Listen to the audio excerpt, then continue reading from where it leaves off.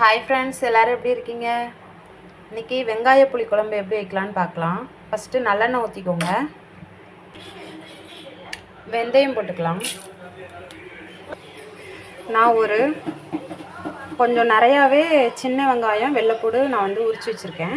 உங்களுக்கு எவ்வளோ வேணுமோ அவ்வளோ போட்டுக்கோங்க.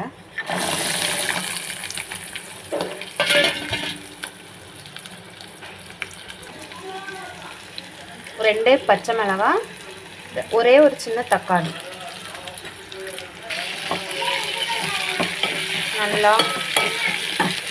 நல்லா ப்ரௌன் கலராக வர்ற வரைக்கும் நல்லா வதக்கி விட்டுருங்க.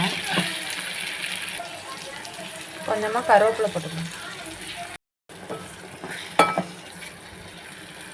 இப்போ குழம்பு மிளகாய் பொடி போட்டுக்கலாம். ஒரு எலுமிச்சைப்பழம் அளவு புளி ஊற வச்சுருக்கேன். புளி கரைச்சி ஊற்றிக்கலாம்.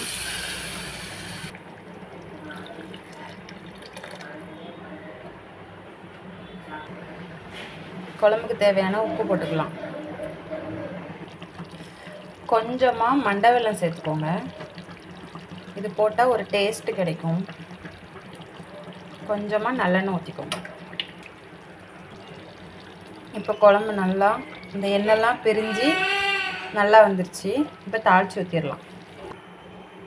தாளிக்கு கொஞ்சம் நல்லெண்ணெய், கடுகு, வெந்தயம், கொஞ்சமாக கருவேப்பிலை,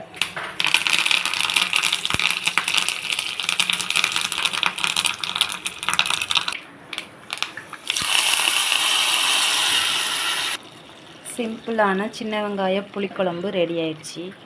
நீங்களும் ட்ரை பண்ணி எப்படி இருக்குன்னு சொல்லுங்கள். தேங்க்யூ.